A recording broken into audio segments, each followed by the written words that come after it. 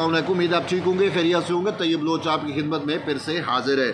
जी आज की सबसे अहम डेवलपमेंट ये है कि जस्टिस मंसूर अली शाह और जस्टिस मुनीब अख्तर की जानिब से एक ख़त लिखा गया, ख़त मंजर आम पे आया है। ये ख़त बेसिकली जो है वो लिखा गया chief justice of Pakistan justice Yahya Khan Afridi को, लेकिन इस ख़त में जो है वो ख़ुद चीफ जस्टिस याह्या खान अफरीदी को चार्जशीट करने की जो है वो कोशिश की गई। लेकिन इस ख़त को हम दूसरे एंगल से जब देखते हैं तो ये ख़त जो है वो बराह रास्त चीफ जस्टिस के ख़िलाफ़ जो है वो बगावत है। यानी कि जस्टिस मंसूर अली शाह और जस्टिस मुनीब अख्तर ने अपने ही चीफ जस्टिस याह्या खान अफरीदी के साथ बगावत कर दी। वही चीफ जस्टिस जिसने इनको इज़्ज़त दी, जिसने इनको जो है वो एहतराम दिया, और ख़ासकर जस्टिस मुनीब अख्तर को साबिक चीफ जस्टिस काजी फैज़ ईसा ने औकात में रखा हुआ था। उन्होंने उसको उस कमेटी से भी बाहर निकाल फेंका था कि ये इस काबिल ही नहीं है कि ये सुप्रीम कोर्ट के किसी भी पॉलिसी साज मैटर में बैठ सके। Supreme court practice and procedure act के तहत जो कमेटी तश्कील पाई थी उसमें पहले अगर मुनीब अख्तर था तो मुनीब अख्तर के अपने जो रंग ढंग था उसी पे ही फिर काजी फैज़ ईसा ने उनको निकाल बाहर फेंका और जस्टिस अमीनुद्दीन खान को उस कमेटी का हिस्सा बनाया था। लेकिन ये चीफ जस्टिस याह्या खान अफरीदी ने हलफ लिया, और हलफ लेने के बाद वो क्या आप उसे कहते हो गुडविल गेस्चर के तहत यानी कि उन्होंने इनको कमेटी में शामिल कर दिया कि ठीक है मैं नया चीफ जस्टिस बना हूँ। तो इनके इतराज़ थे पुराने चीफ जस्टिस के साथ थे, इनको अब मैं कमेटी में शामिल करता हूँ तो यूनाइट हो जाएंगे, इत्तेहाद और इत्तफाक़ के साथ मामलात को लेकर आगे चलेंगे। लेकिन उनको क्या पता था कि इनके अंदर इतना जहर भरा हुआ है। याद है आपको पार्लिमान में खड़े होकर मौलाना फजल रहमान और पाकिस्तान पीपल्स पार्टी के चेयरमैन बिलावल भुट्टो जरदारी ने कहा था कि हमने इनसे जहर निकाल लिया है, इनके दांत तोड़ दिए हैं। वो भाई जहर तो आपने निकाल लिया, दांत भी तोड़ दिए, जहरीले तो मौजूद हैं, उनमें तो फिर जहर बनता रहेगा। आप जितना भी जहर निकालेंगे वो नया जहर लेके आएंगे।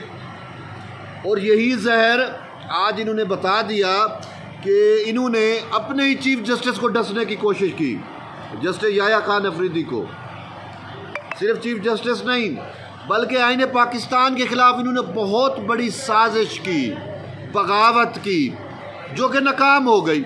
और बरवक्त चीफ जस्टिस याह्या खान अफरीदी के बरवक्त फ़ैसले की वजह से इनकी बगावत जो है वो नाकाम ठहरी। लेकिन इनका मंसूबा तो बहुत बड़ा था ना, ठीक है।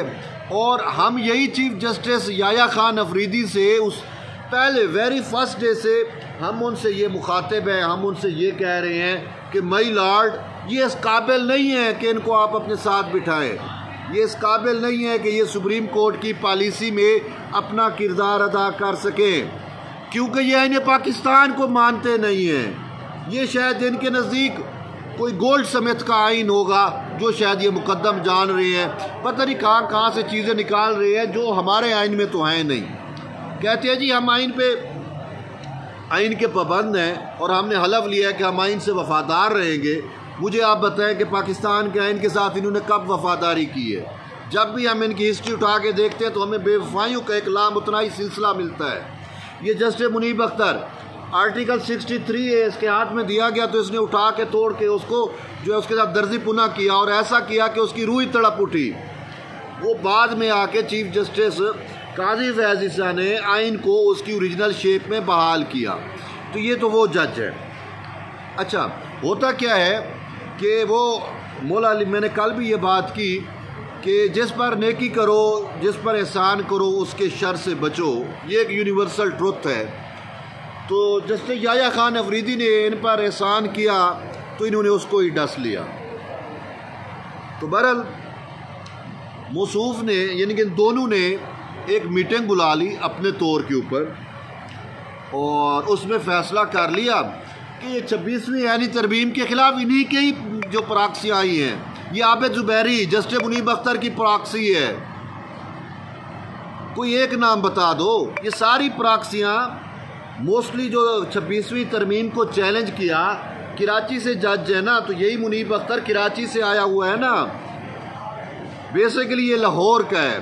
ठीक है, इसका डोमिसाइल लाहौर का है, लेकिन हमारे यानी 2 नंबरी की इंतहा देखो, ये जज है यार, ये क्या इंसाफ करेगा जिसका अपना डोमिसाइल लाहौर का है लेकिन सिंध के कोटे से सिंध हाई कोर्ट में जज बन जाता है और फिर सिंध के कोटे से सुप्रीम कोर्ट में भी आ जाता है और अपने आप को सिंधी या सूबा सिंध का कहता है। बेसिकली वो लाहौर का है, डोमिसाइल उसका लाहौर का है। तो एक ऐसा शख्स जिसने अपनी तकर्री के लिए इतनी बड़ी 2 नंबरी की, जिसने जज बनने के लिए इतनी बड़ी 2 नंबरी की, तो उसको आप कैसे कह सकेंगे कि यार वो आइन और कानून की बात करेगा? सिंपल सी बात है, ऐसे लोगों से आइन और कानून की से यारी की तवक्को रखना जो है ना, वो बस खाम ख्याली हो सकती है। तो बहरहाल इन 2 मोअज़्ज़ज़ जज साहबान ने अपनी एक खीर बनाने की कोशिश की, या उसे आप कहते हो कि 2.5 ईंट की अलग मस्जिद उस्तवार करने की कोशिश की। तो बहरहाल मस्जिद क्या बनती, मस्जिद बनने से पहले ही चीफ जस्टिस याया खान अफरीदी ने वो मस्जिद ढा दी, लेकिन इन्होंने अपने तौर पे जो करना था हत्तुल मकदूर इन्होंने वो कोशिश की। कमेटी का इजलास बुला लिया मुनीब अख्तर के चैम्बर में और वहाँ पे बैठ के 26वीं ऐनी तरमीम के ख़िलाफ़ दरख्वास्त समाअत के लिए मुकर्रर कर दी और रजिस्ट्रार सुप्रीम कोर्ट को कह दिया जी काज लिस्ट जारी करो, 4 नवंबर को हम जो है फुल कोर्ट में बैठ के इसकी समाअत कर रहे हैं। वो भाई किस इख्तियार के साथ? अपने ही चीफ जस्टिस को इन्होंने बाईपास कर दिया। तो बहरहाल रजिस्ट्रार से पहले भी बहुत सारी चीज़ें इन्होंने करवाई। याद है वो जो साबिक चीफ जस्टिस ने मुतअद्दिद खतूत लिखे कि भाई ये काज लिस्ट मतलब है ये फ़लाँ चीज़ जो है वेबसाइट पे कैसे आ गई, ये कैसे हुआ। तो अब वो सारा चीज़ें शायद हाफिज़ को पता था, तो जब इन्होंने हाफिज़ को ये हुक्म दिया कि ऐसा ऐसा करो, तो उन्होंने जो है वो चीफ जस्टिस से रब्ता कर लिया और चीफ जस्टिस को एक इल्म में लेके आ गए। तो बहरहाल चीफ जस्टिस ने जो है वो बर वक्त इक़दाम किए और 26वीं ऐनी तरमीम के ख़िलाफ़ जो ये बहुत बड़ी साजिश रचा के बैठे हुए थे और इसके तहत साथ खुद चीफ जस्टिस याया खान अफरीदी के ख़िलाफ़ भी एक साजिश थी बेसिकली, क्योंकि वो भी तो 26वीं ऐनी तरमीम के तहत ही चीफ जस्टिस बने हैं ना। तो ये साजिश जो है वो फिर बर वक्त इनकी नाकाम हुई और फिर जब देखा कि अब कुछ भी नहीं रहा, 4 नवंबर गुजर गया, तो फिर कल रात जाके इनको फिर भी उम्मीद थी कि शायद 4 नवंबर को फुल कोर्ट बैठ जाए, कुछ ना कुछ हो जाए। लेकिन जो ही 4 नवंबर की तारीख गुजरी, रात को 12-1 बजे इन्होंने अपने 2-4 सहाफ़ियों के ज़रिए उनको खबर दी, उनको लेटर दिया और वो फिर लेटर अभी पब्लिक हुआ। मैंने कल रात भी वीडियो बनाई थी और अभी कि अब ये वो परसेप्शन मैनेजमेंट, ठीक है, प्रोपेगेंडा, जो भी आप चीज़ समझें, उसके तहत इन्होंने वो लेटर पब्लिक किया है। मेन मकसद ये है कि चीफ जस्टिस के ऊपर प्रेशर बनाया जाए या बढ़ाया जाए।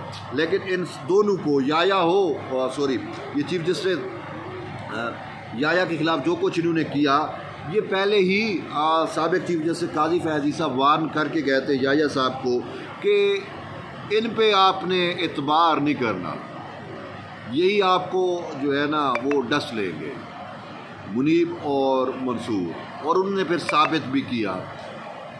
चीफ जस्टिस याया खान अफरीदी ने इनके साथ जो कुछ किया, इन्होंने उसका बदला जिस तरीके से दिया है वो अब आपके सामने है। तो बहरहाल हम तो आज भी पार्लिमान को ये कहते हैं, चाहे वो जस्टिस मुनीब हो, चाहे वो जस्टिस मंसूर अली शाह हो, इनके ख़िलाफ़ जो है वो आर्टिकल 6 का कार्रवाई करना चाहिए।